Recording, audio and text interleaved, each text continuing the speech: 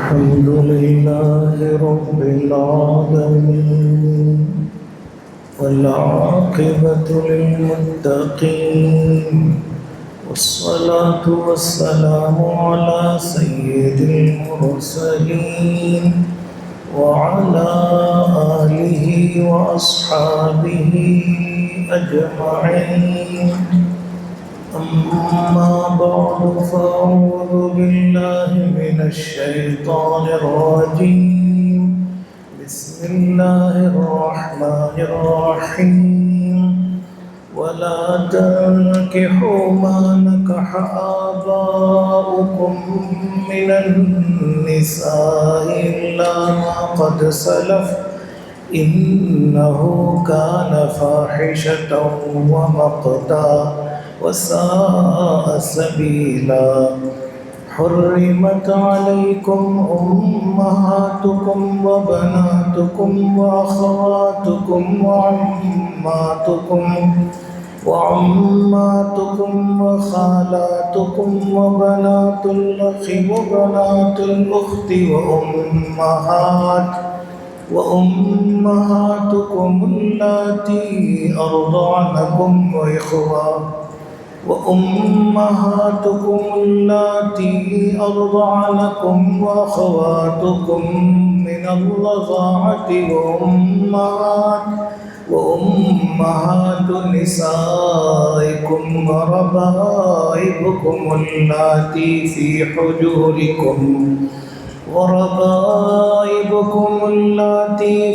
حجوركم من نسائكم اللاتي دخلتم بهن فإن لم تكونوا دخلتم بهن فلا جناح عليكم.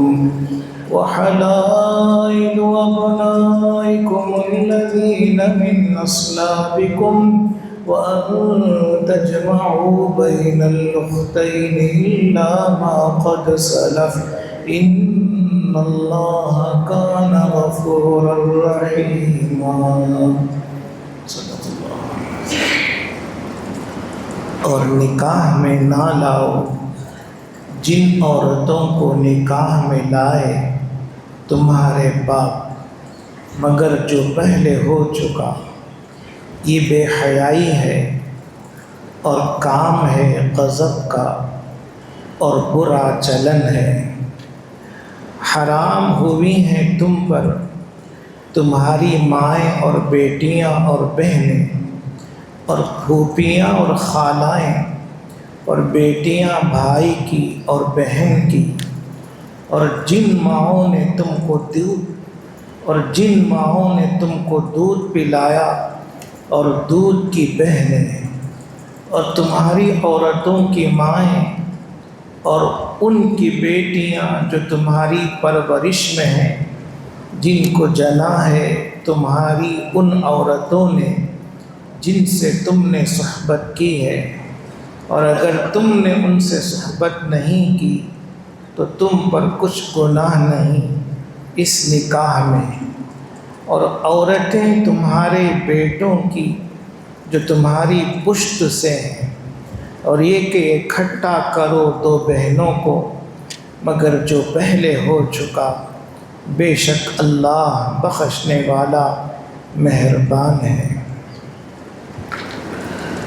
بزرگان محترم،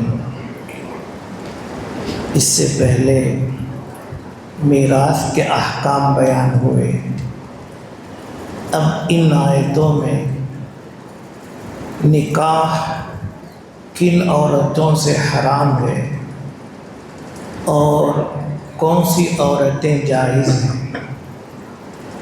بعض عورتوں سے نکاح ہمیشہ کے لیے حرام ہے.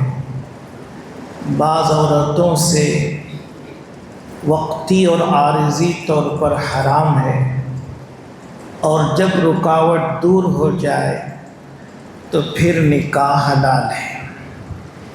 یہاں اللہ تعالیٰ نے 15 عورتوں کا ذکر فرمایا ہے جن سے نکاح حرام ہے.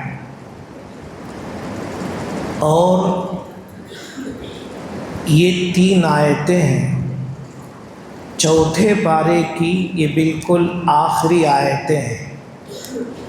پہلی آیت میں ایک عورت کا تذکرہ ہے جس سے نکاح حرام ہے، دوسری آیت میں 13 عورتوں کا ذکر ہے جن سے نکاح حرام ہے، پھر آگے 5واں پارہ شروع ہو رہا ہے، وہاں ایک اور عورت کا ذکر ہے جس سے نکاح حرام ہے۔ تو کل 15 عورتیں ہیں۔ پہلی اور تیسری آیت میں ایک ایک عورت کا ذکر ہے، اور درمیان کی آیت میں 13 عورتوں کا ذکر ہے۔ فرماتے ہیں جن سے تمہارے باپ دادا اور پردادا نے نکاح کیے ہیں ان عورتوں سے نکاح حرام ہے۔ وَلَا تَنْكِحُوا مَا نَكَحَ آبَاؤُكُمْ، جن سے تمہارے باپ دادا نے نانا نے نکاح کیے۔ ایک تو خود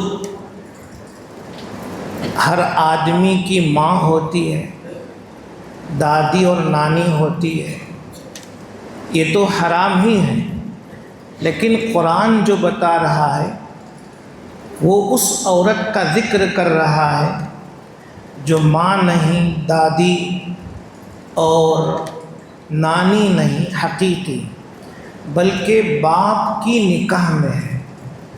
باپ کے نکاح میں کوئی دوسری عورت ہے تو اس کو باپ کی منکوحہ کہتے ہیں، کہ باپ نے کسی شخص کی ماں کے علاوہ کسی اور عورت سے نکاح کیا ہے تو وہ عورت اس شخص پر حرام ہو جائے گی، اس لیے کہ وہ باپ کی بیوی ہے خواہ اس کی ماں نہ ہو۔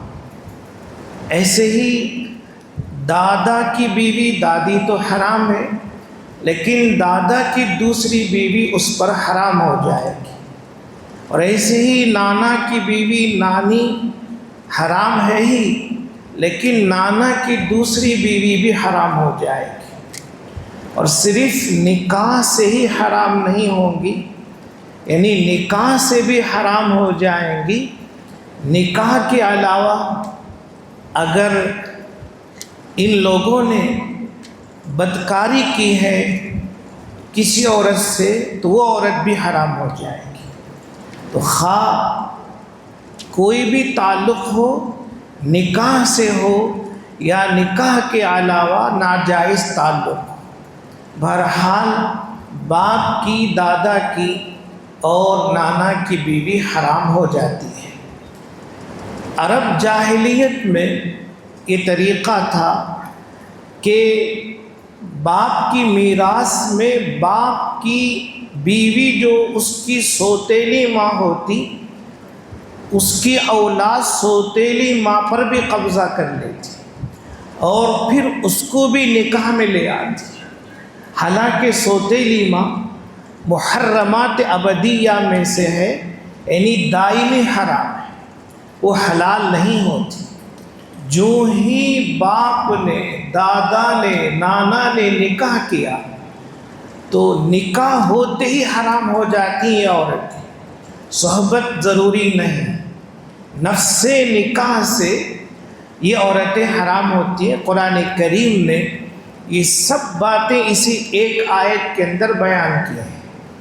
وَلَا تَنْكِحُوا مَا نَكَحَ آبَاؤُكُم مِّنَ النِّسَاءِ، اور تم نکاح میں نہ لاؤ ان عورتوں کو جن سے تمہارے آباء و اجداد نے نکاح کیے ہیں، إِلَّا مَا قَدْ سَلَفَ، ہاں مگر جو ماضی میں ہو چکا وہ ہو چکا ہے، یعنی ماضی کی گناہیں معاف ہیں، ماضی میں جو گناہ ہو چکے وہ معاف ہے، اس لیے کہ اگر کوئی شخص سچے دل سے اسلام لے آتا ہے اللہ اس کے گناہ معاف کر دیتے ہیں۔ إِنَّهُ كَانَ فَاحِشَةً وَمَقْتًا، یقیناً یہ بے حیائی ہے اور غضب الہی کو دعوت دینے کا کام ہے، نفرت والا اور اللہ کے غضب کو دعوت دینے والا یہ کام ہے۔ یہاں تک کہ لکھتے ہیں کہ عرب جاہلیت میں بھی بہت سے جو شریف لوگ ہوا کرتے تھے وہ ایسے نکاح سے دور رہتے تھے اور پسند نہیں کرتے تھے، اور ایسے کام کرنے والے کو مقتی کہا کرتے تھے۔ اسی لیے اللہ نے مقتا کہا کہ یہ غضب الہی کو دعوت دینے والا کام ہے، اور مقتی یعنی غضب الہی کو دعوت دینے والا ہے۔ وساء سبیلا، اور بہت برا راستہ ہے جو ہوا ہے۔ لہٰذا جو ہوا وہ ہوا، لیکن اسلام میں اس کی قطعاً اجازت نہیں، نہ ابتداءً اجازت ہے نہ بقاءً اجازت ہے، کسی طرح سے جائز نہیں۔ یعنی اگر کوئی سوتیلی ماں سے نکاح کرتا ہے، اسلام اسے سزا دے گا اور اسے قتل کرنے کا حکم ہے۔ حضرت براء بن عازب رضی اللہ عنہ کہتے ہیں، میں نے اپنے ماموں کو دیکھا جو جھنڈا لیے ہوئے جا رہے تھے۔ میں نے پوچھا آپ جھنڈا لیے ہوئے کہاں جا رہے ہیں؟ تو میرے ماموں نے کہا مجھے اللہ کے رسول صلی اللہ علیہ وسلم نے ایک ایسے شخص کی طرف بھیجا ہے جس نے سوتیلی ماں سے نکاح کیا ہے، آپ کا حکم ہے کہ میں اسے قتل کر دوں اور اس کا سر قلم کر دوں۔ یہاں سے معلوم ہوا کہ مسلمان کے لیے قطعاً اس کی اجازت ہی نہیں، اور خدا نہ خواستہ ایسا ہو تو اس کو سزا دینے کا حکم ہے، اور بقاءً بھی جائز نہیں۔ بقاءً کا مطلب کیا ہے کہ ایک شخص نے اپنی سوتیلی ماں سے نکاح کیا، پھر وہ دونوں مسلمان ہو گئے، تو اب اس نکاح میں تفریق کر دی جائے گی، علیحدگی کر دی جائے گی، یا دونوں میں سے ایک مسلمان ہو گئے، تفریق کر دی جائے گی، علیحدگی کر دی جائے گی۔ ایسے ہی جیسے ہمارے بہت سے علاقوں میں، تمل ناڈو میں، کیرلا وغیرہ میں یہ طریقہ ہے کہ ہندوؤں میں ماموں بھانجی میں نکاح کا رواج ہے، تو یہ بھی پوری طرح سے حرام ہے۔ لیکن ہندو اور غیر مسلم شرعی احکام کے مکلف نہیں ہیں، انہوں نے نکاح کر لیا، لیکن اگر وہ دونوں مسلمان ہوتے ہیں ماموں بھانجی، یا دونوں میں سے ایک کوئی مسلمان ہوتا ہے، تو اس نکاح کو ختم کر دیا جائے گا، سزا نہیں دی جائے گی، اس لیے کہ جب انہوں نے نکاح کیا تھا وہ مسلمان نہیں تھے۔ ہاں، مسلمان ہونے کے بعد اس نکاح پر ان کو باقی نہیں رکھا جائے گا، وہ نکاح ختم کر دیا جائے گا۔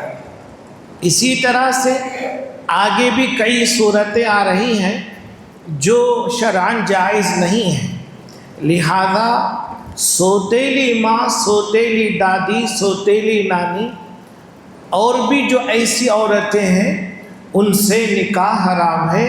وَلَا تَنْكِحُوا مَا نَكَحَ آبَاؤُكُم مِّنَ النِّسَاءِ إِلَّا مَا قَدْ سَلَفَ، اور نکاح میں نہ لاؤ جن عورتوں کو نکاح میں لائے تمہارے باپ مگر جو پہلے ہو چکا۔ یہاں ایک مسئلہ ہے، شرعی نکاح سے بھی حرام ہوتے ہیں اور زنا اور بدکاری سے بھی حرام ہوتے ہیں، حتیٰ کہ شہوت کے ساتھ ہاتھ لگانے سے، بوس و کنار کرنے سے بھی حرام ہو جاتے ہیں۔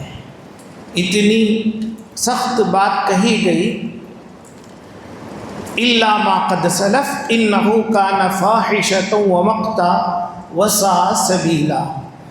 حرمت علیکم امہاتکم، حرام کر دی گئی ہیں تم پر تمہاری مائیں، وبناتکم اور تمہاری بیٹیاں، واخواتکم اور تمہاری بہنیں۔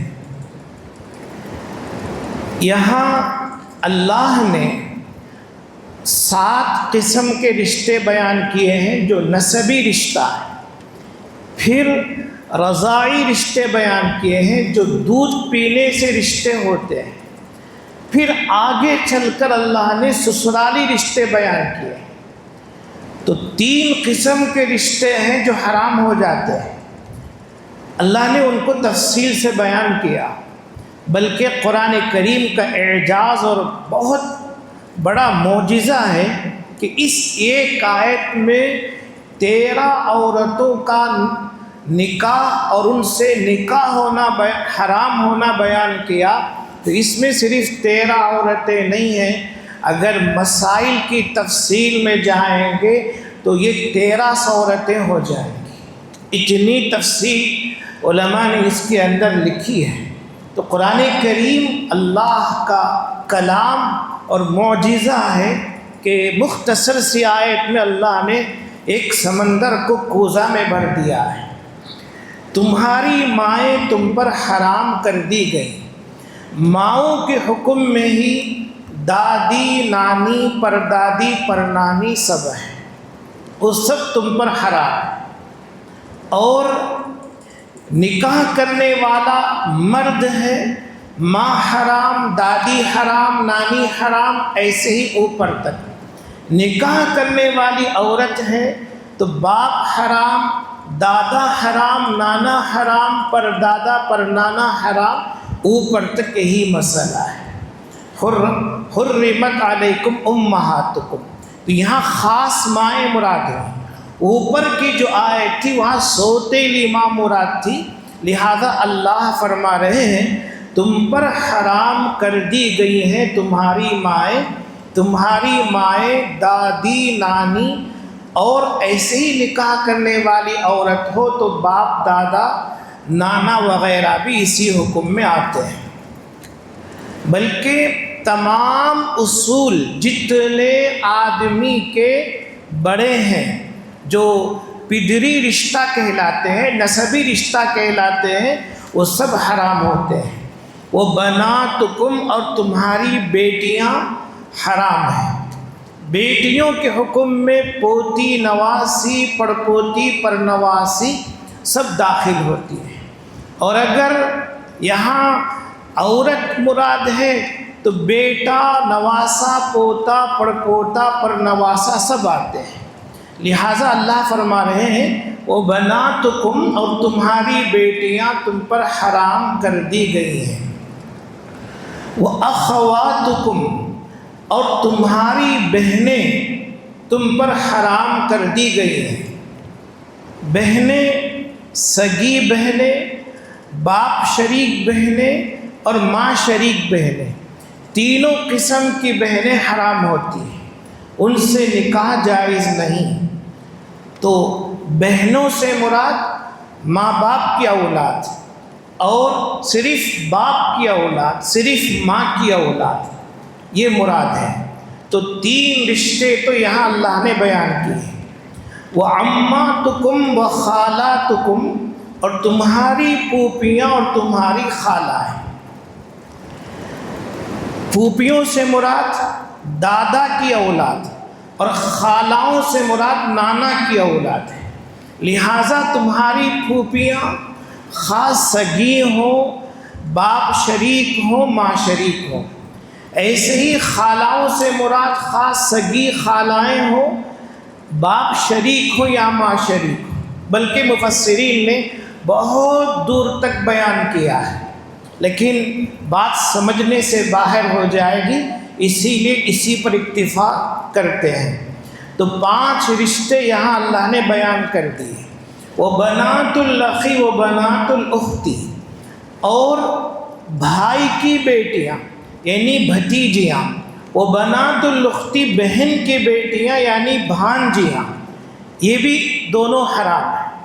بھائی کی بیٹیاں یہاں بھی سب آئیں گے، تینوں قسم کے، کہ سگا بھائی ہو، باپ شریک ہو، ماں شریک ہو، سگی بہن ہو، باپ شریک ہو، ماں شریک ہو، سب کی جو بیٹیاں حرام ہو جائیں گی۔ اور عورت ہے تو پھر اس کو بھتیجے اور بھانجے حرام ہو جائیں گے، اس کو دوسرے انداز سے لے آئیں گے۔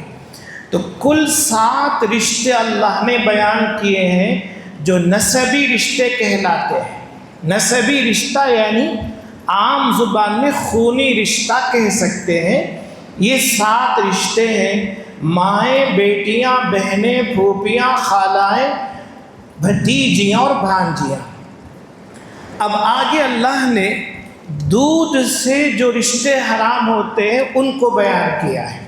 وَأُمَّهَاتُكُمُ اللَّاتِي أَرْضَعْنَكُمْ وَأَخَوَاتُكُمْ مِنَ الرَّضَاعَةِ، اور تمہاری وہ مائیں جنہوں نے تم کو دودھ پلایا ہے، اور تمہاری رضاعی بہنیں، دودھ کی بہنیں تم پر حرام کر دی گئی۔ دودھ کے رشتے سے اللہ نے 2 رشتوں کا ذکر کیا، ایک ماں ہے رضاعی ماں، اور ایک رضاعی بہن، یہ 2 رشتے۔ لیکن بخاری شریف میں حدیث ہے کہ دودھ سے بھی وہ سب رشتے حرام ہوتے ہیں جو نسب سے حرام ہوتے ہیں۔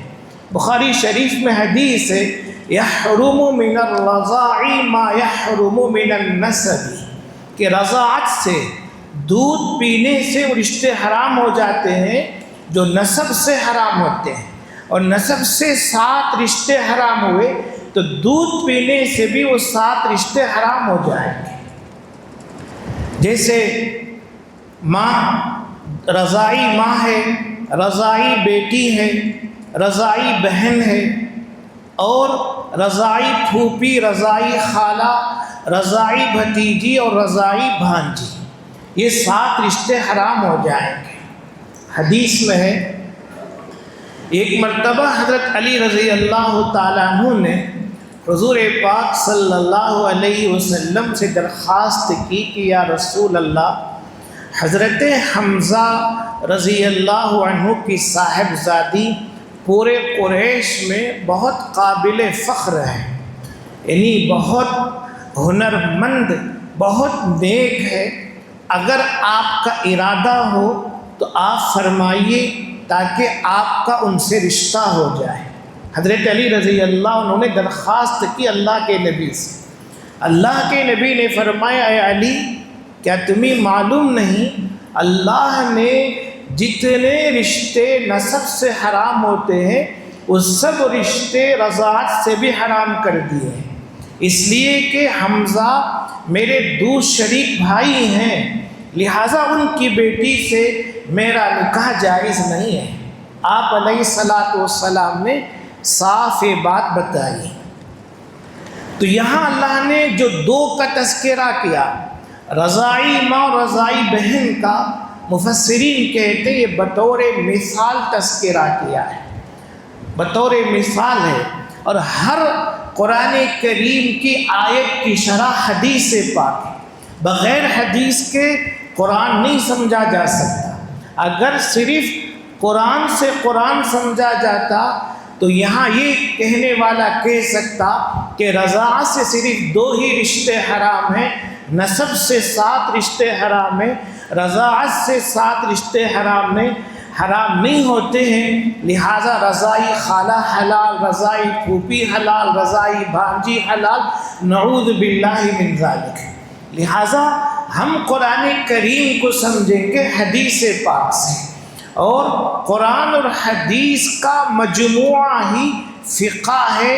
اسلامی احکام جو فقہی کتابوں میں مذکور ہیں وہ قرآن اور حدیث کے احکام کا نچوڑ ہیں، خلاصہ ہے، ان میں وہ سب باتیں بیان کر دی گئی۔ اب اگر ہم براہ راست سمجھنا چاہیں تو پوری بات سمجھ نہیں سکتے۔ یہ تو ائمہ اربعہ کا، امام ابو حنیفہ، امام شافعی، امام مالک، امام احمد بن حنبل علیہم الرحمہ کا پوری امت پر احسان ہے، وہ سارے مسائل قرآن اور حدیث سے نکال کر امت کے سامنے پیش کر دیے۔ اب امت کے لیے کوئی مشکل نہیں، فقہی کتاب کھولیے، سبھی مسائل وہاں موجود ہوتے ہیں، وہ سب قرآن اور حدیث سے ہی لیے ہوئے ہیں۔ تو تمہاری وہ مائیں جنہوں نے تم کو دودھ پلایا ہے، جیسے اللہ کے نبی صلی اللہ علیہ وسلم کو حلیمہ سعدیہ نے دودھ پلایا تو آپ کی رضاعی ماں ہوئی۔ تو رضاعی ماں حرام.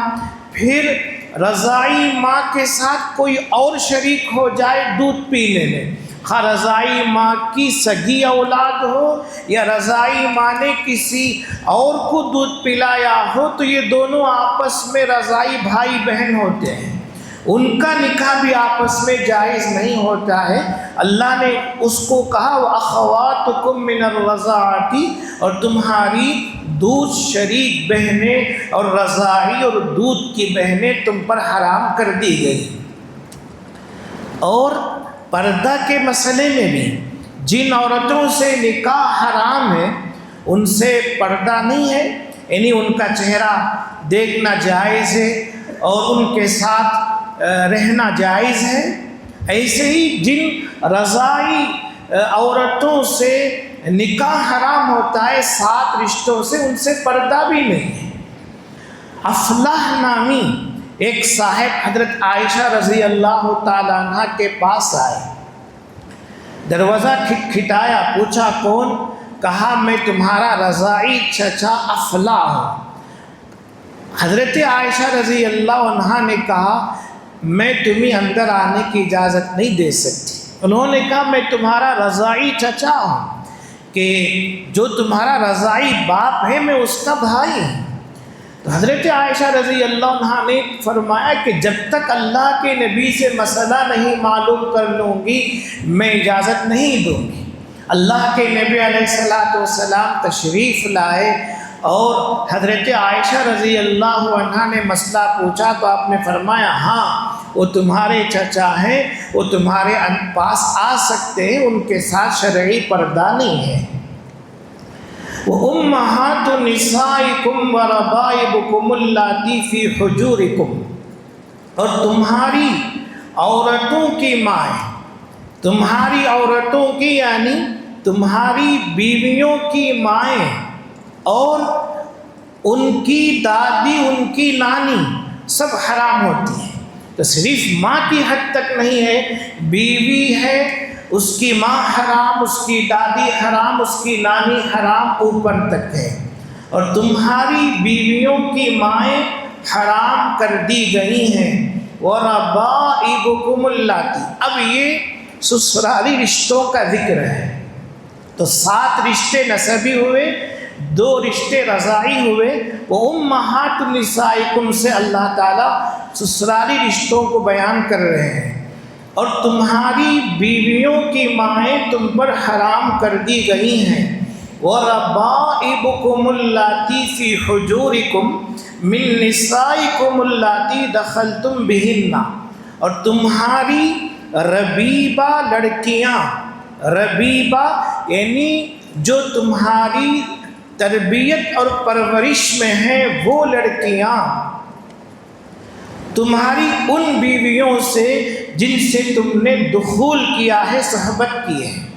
یہاں مثلا ایک شخص کا کسی عورت سے نکاح ہوتا ہے اور وہ عورت اپنے پہلے شوہر سے ایک لڑکی رکھتی ہے.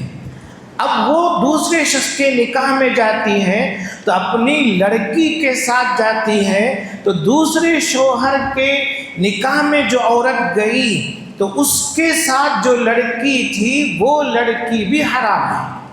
اس کو ربیبہ لڑکیاں کہتے ہیں، یعنی پرورش جن کی ہو رہی ہے، تو وہ لڑکیاں حرام ہیں. لیکن حرام ہونے کے ساتھ اللہ نے ایک قید لگائی، ایک شرط لگائی کہ ان عورتوں سے تمہاری صحبت ہوئی ہو تو وہ لڑکی حرام ہو جائے گی، وہ لڑکیاں حرام ہو جائیں. اور اگر صحبت نہ ہوئی ہو بلکہ نکاح ہوا کسی عورت سے، نکاح ہونے کے بعد صحبت سے پہلے ایک جا اور ایک جگہ ہونے سے پہلے طلاق کی نوبت آ گئی یا خلا کی نوبت آ گئی تو پھر وہ لڑکیاں حرام نہیں. اللہ نے دونوں باتیں یہاں ذکر کی ہیں. وَرَبَائِبُكُمُ اللَّاتِي فِي حُجُورِكُمْ، اور تمہاری وہ لڑکیاں جو تمہاری زیر پرورش ہیں، تمہاری ان عورتوں سے جن کے ساتھ تم نے دخول کیا ہے.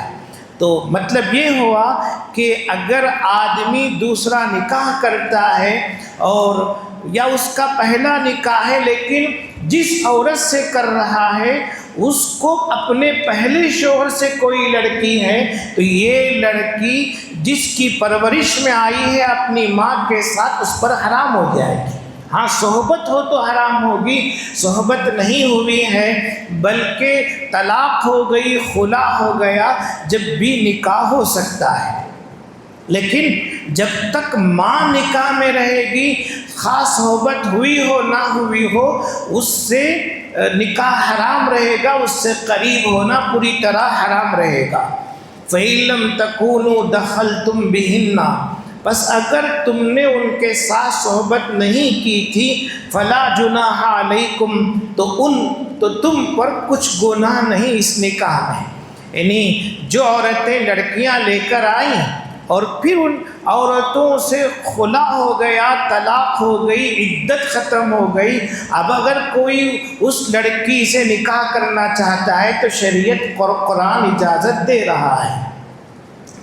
وَحَلَائِلُ أَبْنَائِكُمُ الَّذِينَ مِنْ أَصْلَابِكُمْ، اور تمہاری ان بیٹوں کی بیویاں جو تمہاری پشت سے ہیں، یعنی جو تمہارے سگے حقیقی بیٹے ہیں، پشت سے ہیں جو حقیقی بیٹے ہیں، ان کے بیٹے یعنی بہو حرام ہو جاتی ہے۔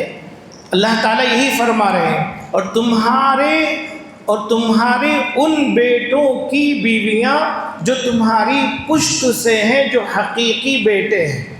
صلب سے حقیقی بیٹے سے کیا کہنا چاہتے ہیں؟ یعنی رضائی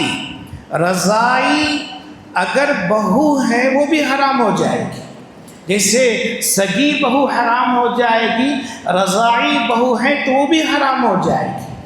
یہاں متبنہ جو لے بالک ہے اس کو نکالنا چاہتے ہیں۔ اگر کسی نے کسی کو اپنا بیٹا بنا لیا اور اس کا نکاح کسی عورت سے ہوا تو اس کی جو بیوی ہے وہ اس کی بہو نہیں ہے، نہ سگی بہو ہے نہ رضائی بہو ہے، بلکہ ایک دوسرے شخص کی بیوی ہے۔ اس کو اپنی پرورش میں یا اس کو بیٹا بنانے لینے کی وجہ سے وہ اس کی حقیقی بہو نہیں ہوتی۔ یہ عربوں میں یہ تصور بہت بھیانک تصور تھا، اسی لیے اللہ تبارک و تعالیٰ نے اللہ کے نبی صلی اللہ علیہ وسلم سے ہی شریعت کا یہ مسئلہ ظاہر کیا کہ آپ نے زید بن حارثہ کو اپنا بیٹا بنا لیا تھا۔ وہ اپنے ابا حارثہ کے بیٹے تھے، لیکن کسی نے مکہ کے بازار میں ان کو غلام بنا کر بیچ دیا تو حضرت ختیجہ نے ان کو خرید لیا، زید بن حارثہ کو۔ اور اللہ کے نبی صلی اللہ علیہ وسلم جب حضرت ختیجہ آپ کے نکاح میں آئیں تو زید بن حارثہ جو ان کا غلام تھے ان کو آپ کو ہبہ کر دیا کہ آپ ہدیتاً ہبتاً رکھ لیجئے۔ اللہ کے نبی صلی اللہ علیہ وسلم نے ان کو عرب کا جو طریقہ تھا کہ کبھی کبھی کسی کو بیٹا بنا لیتے تھے تو اللہ کے نبی نے بھی زید بن حارثہ کو اپنا بیٹا بنا لیا۔ پھر زید بن حارثہ کا نکاح اللہ کے نبی نے اپنی پھوپھی زاد بہن زینب بنت جہش سے کرایا ہے۔ زینب بنت جہش اور زید بن حارثہ رضی اللہ عنہ کا نکاح تو ہوا لیکن دونوں میں موافقت نہیں ہوئی، انبن ہو گئی، اور اللہ کے نبی علیہ السلام سمجھاتے رہے۔ زید بن حارثہ نے ان سے نکاح کیا تھا لیکن زینب بنت جہش راضی نہیں ہو رہی تھی۔ اللہ کے نبی کا حکم تھا، راضی ہو گئی، نکاح ہو گیا، لیکن آپس میں بنتی نہیں تھی۔ اب اللہ کے نبی صلی اللہ علیہ وسلم نے اللہ کے حکم سے زید سے فرمایا کہ تم زینب بنت جہش کو طلاق دے دو۔ اب انہوں نے زینب بنت جہش کو طلاق دے دی۔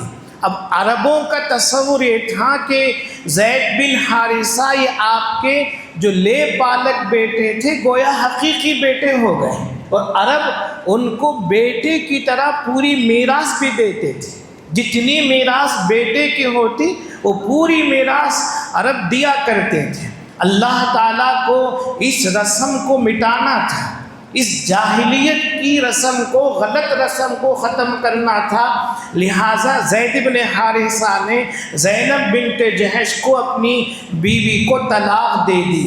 عدت کے بعد اللہ نے خود آپ کا نکاح حضرت زینب بنت جحش سے کر دیا۔ یہ نکاح آسمان پر ہوا، اور 22ویں پارے کے دوسرے صفحے میں اللہ نے یہ واقعہ ذکر کیا ہے، فَلَمَّا قَضَى زَيْدٌ مِّنْهَا وَطَرًا زَوَّجْنَاكَهَا، جب زید نے اپنی حاجت پوری کر لی، ہم نے آپ کا نکاح ان سے کر دیا۔ زَوَّجْنَاكَهَا، حضرت عائشہ رضی اللہ تعالیٰ عنہ فرماتی تھی، سوتنوں میں لڑائی کوئی نئی بات نہیں ہے۔ حضرت عائشہ فرماتی تھی کہ زینب بنت جحش کو یہ کہنے کا موقع مل گیا کہ حضرت عائشہ کی فضیلت تمام بیویوں پر بہت زیادہ تھی، اس لیے کہ وہی ایک کنواری تھی، باقی سب بیوائیں تھیں اور مطلقہ تھیں، خلا حاصل کی ہوئی تھی۔ حضرت عائشہ فرماتی ہاں زینب بنت جحش کو ایک موقع ملا ہے، وہ کہہ سکتی ہیں کہ تمہارا نکاح تمہارے باپ داداؤں نے پڑھایا ہے اور میرا نکاح میرے اللہ نے پڑھایا ہے۔ فَلَمَّا قَضَى زَيْدٌ مِّنْهَا وَطَرًا زَوَّجْنَاكَهَا، جب زید نے اپنی حاجت پوری کر لی تو ہم نے آپ کا نکاح ان سے کر دیا۔ اب قرآن کریم میں بات صاف صاف آ گئی، اور پھر حکم ہو گیا کہ منہ بولے بیٹوں کو اپنے بیٹے کہہ کر نہ بلاؤ، ادعوہم لآبائہم، ان کو ان کے باپ دادوں کی طرف نسبت کر کے بلایا کرو۔ منہ بولے بیٹے، تمہارے بیٹے کہنے سے بیٹے نہیں ہو جاتے، تمہارے بیٹے کہنے سے ذالک قولکم بافواہہم، میں تمہاری زبانی باتیں ہیں اور منہ کی باتیں، ان کی کوئی حقیقت نہیں۔ اس جاہلیت والی رسم کو اللہ نے مٹا دیا۔ اب جب آپ نے زینب بنت جحش سے نکاح کیا تو عربوں نے آسمان سر پر اٹھا لیا کہ دیکھو اپنی بہو سے نکاح کر لی۔ تو اللہ تعالیٰ آپ کو حکم فرمایا، قرآن کریم میں آیت صاف اتاری، اور اللہ نے یہ بھی فرمایا کہ ہم نے ہی آپ کا نکاح ان سے کیا تاکہ جاہلیت کی یہ رسم پوری طرح سے مٹ جائے اور ختم ہو جائے۔ پھر اللہ کے نبی نے فرمایا آج سے زید بن محمد مت کہو، زید بن حارثہ ہی کہو۔ تو بہت بڑی نسبت ہو گئی تھی حضرت زید بن حارثہ کو کہ زید بن محمد کہا کرتے تھے، لیکن جب یہ نسبت ختم ہو گئی تو اللہ تبارک و تعالیٰ نے ان کی عزت کی لاج رکھی۔ تمام صحابہ میں صرف زید ہی وہ صحابی ہیں جن کا نام اللہ نے قرآن میں لیا ہے، کسی اور صحابی کا نام اللہ نے قرآن میں نہیں لیا۔ ہاں حضرت ابو بکر کی طرف قرآن میں اشارہ ہے، حضرت عمر کی طرف سورہ فتح میں اشارہ ہے، اور صحابہ کی طرف اشارہ ہے، لیکن کہیں اللہ نے کسی صحابی کا نام نہیں لیا، صرف زید بن حارثہ کا نام لیا، تاکہ جو تکلیف ان کو ہوئی کہ محمد صلی اللہ علیہ وسلم سے نسبت کٹ گئی، اب قرآن کریم میں نام آنے کی وجہ سے وہ تکلیف دور ہو گئی، اور ایک طرح سے اللہ نے ان کو دوسرا شرف اور دوسری عزت سے نوازا۔ وَحَلَائِلُ أَبْنَائِكُمُ الَّذِينَ مِنْ أَصْلَابِكُمْ، اور تمہاری بیٹوں کی بیویاں جو تمہارے صلب سے ہیں، یعنی حقیقی بیٹے اور رضاعی بیٹے، ان کی بیویاں، اور جو منہ بولے ہیں ان کو نکالنا مقصود ہے۔ وَأَن تَجْمَعُوا بَيْنَ الْأُخْتَيْنِ إِلَّا مَا قَدْ سَلَفَ، اور تم پر حرام کر دی گئی ہیں کہ تم جمع کرو دو بہنوں کو ایک نکاح میں، دو بہنوں کو، یہ 13ویں بلکہ وَلَا تَنْكِحُوا سے لیتے ہیں تو یہ 14ویں عورت ہے جس کا ذکر اللہ نے یہاں کیا کہ نکاح میں دو بہنوں کو جمع نہیں کر سکتے۔ اگر جمع کریں گے تو جس سے پہلا نکاح ہوا تھا وہ نکاح باقی رہے گا، اور دوسرا نکاح جو ہوا ہے وہ نکاح ہی نہیں ہوگا بلکہ بدکاری شمار ہوگی، وہ نکاح ہی نہیں ہوگا۔ لہٰذا کوئی شخص اپنی سالی سے نکاح نہیں کر سکتا جب تک اس کی بہن نکاح میں ہے، بلکہ علماء نے یہاں تک مسئلہ لکھا ہے کہ جب وہ اس کو اپنے نکاح سے علیحدہ کر دے اور اس کی عدت گزر جائے، اب اس کی بہن سے نکاح کر سکتا ہے، عدت میں بھی نکاح نہیں کر سکتا، اس لیے کہ عدت بھی ایک طرح سے نکاح میں داخل ہے، کہ کچھ احکام عدت کے نکاح والے احکام شمار ہوتے ہیں۔ لہٰذا قرآن اور حدیث کی روشنی میں علماء نے ایک ساری تفصیل لکھی ہے، وَأَن تَجْمَعُوا بَيْنَ الْأُخْتَيْنِ إِلَّا مَا قَدْ سَلَفَ، اور اللہ نے حرام کیا ہے اس بات کو کہ تم جمع کرو دو بہنوں کو، دو سگی بہنیں، ایسے ہی باپ شریک بہنیں، ماں شریک بہنیں، یا سگی بہن باپ شریک بہن، یا سگی بہن ماں شریک بہن، یا ماں شریک اور باپ شریک بہن، سب یہاں مراد ہیں۔ اور اسی میں ایک عورت اس کی خالہ کو نکاح میں جمع کرنا بھی حرام ہے، ایک عورت ہے اس کی پھوپھی کو نکاح میں جمع کرنا حرام ہے، یا دوسری طرف سے کہیں کہ بھانجی کو خالہ کو، بھتیجی کو، پھوپھی کو نکاح میں جمع کرنا حرام ہے۔ تو شریعت مطہرہ نے یہ پوری تفصیل بیان کر دی، اور دوسرا نکاح ہوتا ہی نہیں، وہ بدکاری شمار کیا گیا ہے، اور اگر ایک ساتھ دونوں سے نکاح کیا جائے تو دونوں نکاح فاسد اور باطل ہو جاتے ہیں۔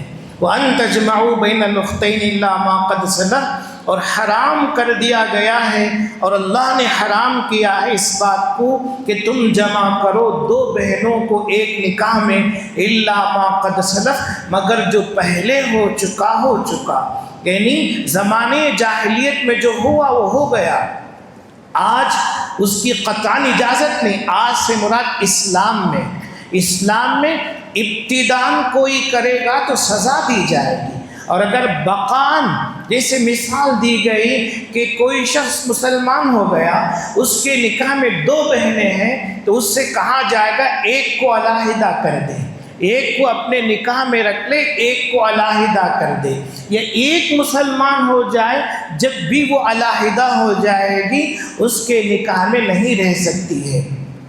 الا ما قد سلف، عرب جاہلیت میں، زمانے جاہلیت میں ایسے جو واقع ہو چکے، یعنی اسلام سے پہلے، اللہ تعالیٰ ان کو معاف کر رہے ہیں، اس لیے کہ ایک حدیث پاک ہے، الاسلام یہدم ما کان قبلہ، اسلام گزشتہ گناہوں کو منہدم کر دیتا ہے، ختم کر دیتا ہے، معاف کر دیتا ہے۔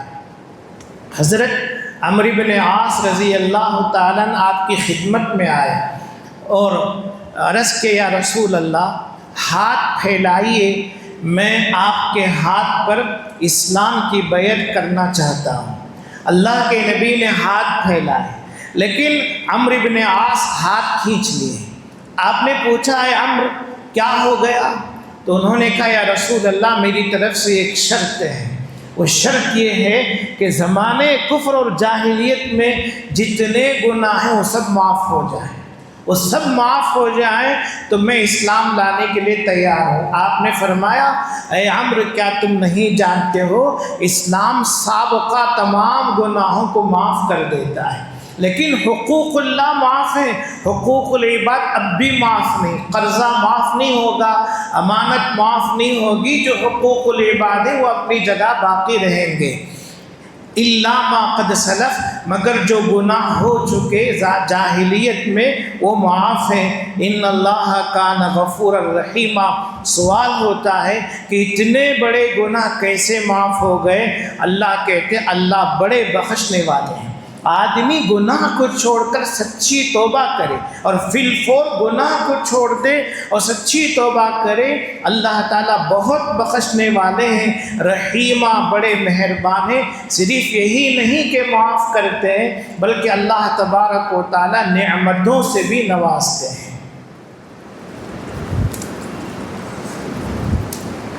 الحمدللہ رب العالمین، اللهم صل على سيدنا محمد وعلى آل سيدنا محمد وبارك وسلم عليه. ربنا آتنا في الدنيا حسنة وفي الآخرة حسنة وقنا عذاب النار. اے اللہ ہم سب پر رحم فرما، کرم فرما. اے کریم مسلمانوں کی پریشانیوں کو، آفتوں کو دور فرما. اہل غزہ، اہل فلسطین کی مدد اور نصرت فرما. اے اللہ جو قافلہ ان کے پاس جا رہا ہے، عافیت کے ساتھ اس قافلہ کو غزہ والوں تک پہنچا دیجیے. اے اللہ اس قافلے کی دشواریوں کو دور فرما، ان کی نیک مرادیں پوری فرما، رکاوٹیں ختم فرما. اے اللہ بڑی تمناؤں کے ساتھ وہ جا رہے ہیں، اے اللہ ان کی تمنائیں پوری فرما. اے اللہ اسرائیل کو اور اس کے حامیوں کو تباہ و برباد فرما، تباہ و برباد فرما. ظالموں کو ناکام فرما، مظلومین کی مدد فرما. ہمارے اس ملک میں بھی، فلسطین میں بھی اور پورے عالم میں بھی امن اور عافیت نصیب فرما. پریشانیوں کو دور فرما، رزق میں برکت نصیب فرما، کاروبار میں ملازمتوں میں برکت نصیب فرما، رزق حلال و رزق طیب نصیب فرما. ان دعاؤں کو اپنی مہربانی سے قبول فرما برحمتک یا ارحم الراحمین.